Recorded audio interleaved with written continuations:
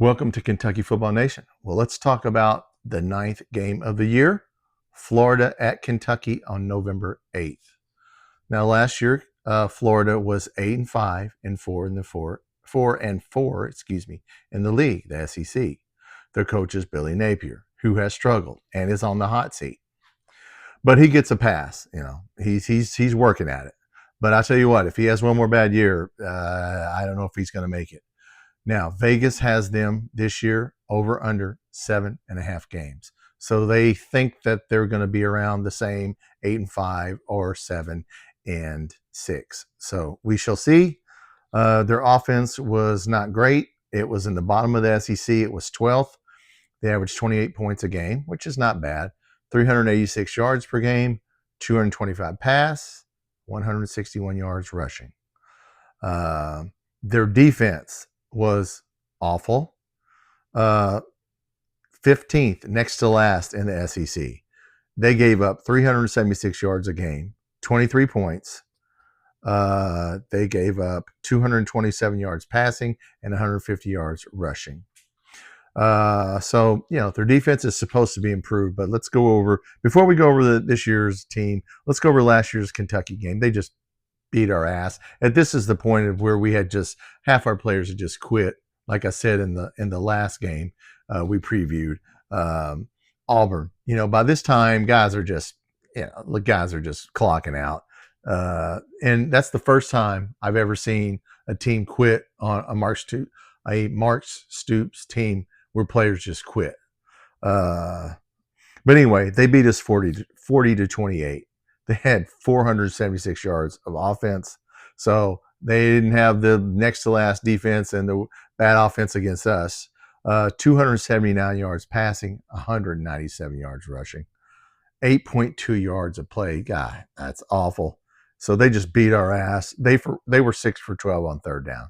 Now let's talk about us.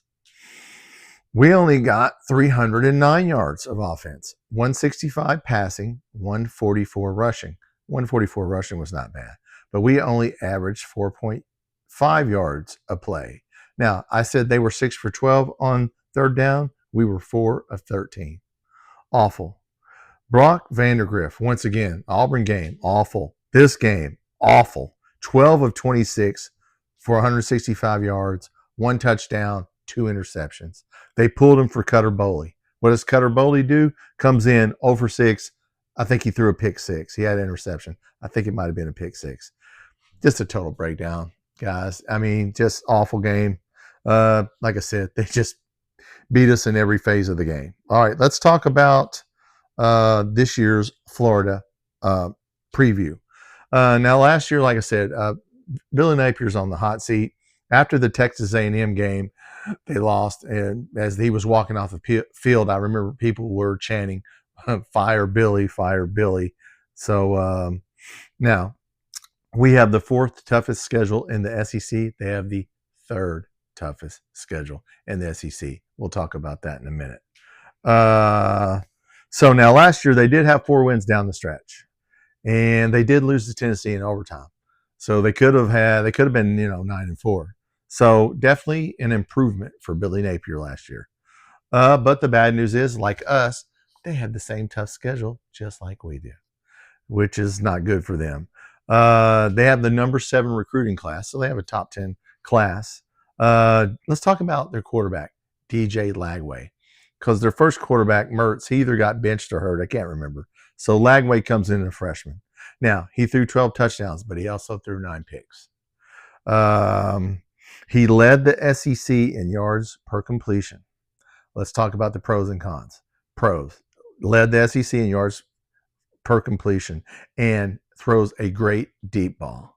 Now, the bad thing is he's very erratic.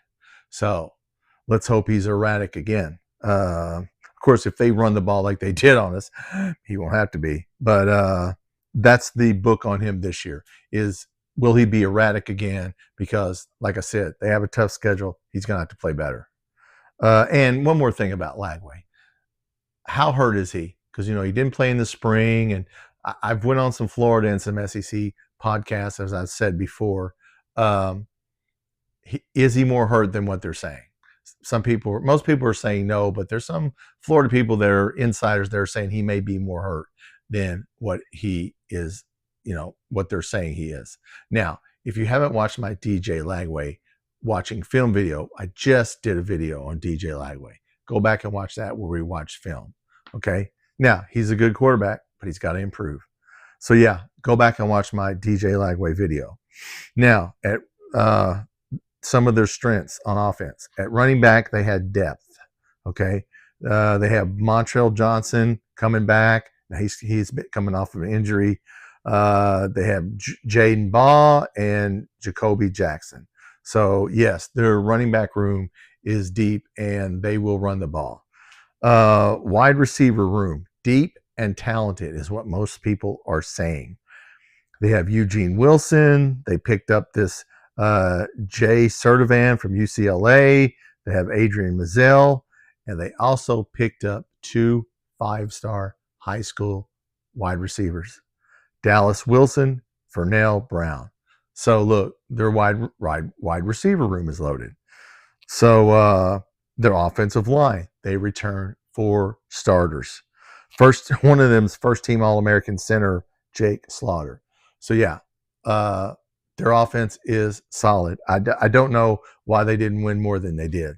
I didn't watch all their games. Like I said, they lost to Tennessee in overtime. But so yeah, they're not going to give Billy Napier much more rope. Their defense is improved and gelling. The defensive coordinator, evidently what helped them on defense last year is the defensive coordinator was on the field, and then a couple games into the season, he went up in the press box. They start doing better. Guess he had a better view. Now, they had 39 sacks last year, which is not bad. So they have 7 starters back on their defense. So they're a solid team, okay? And yeah, but we do have them at home. We have had some success against them. Let's hope, Lagway is erratic against us. He's up and down. Sometimes he'll have a really good game. Sometimes he'll have a really bad game. Maybe he'll have a bad game against us, but our defense has to stop them. And we, like I said, we brought in 31 new players for a reason, because we had guys that just quit on us, and we can't have that. So the guys we brought in, we need to, like I said, Mark Stoops is not getting any respect at all. Billy Napier can have bad years, and he's just recruiting. Mark Stoops has a bad year, and he can't coach anymore.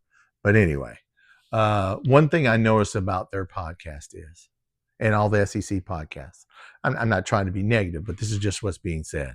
A lot of people are crying about their schedule. They have the 3rd hardest schedule. They might not be that good this year. They might regress to 7, 6. Their schedules, they play Texas, they play LSU.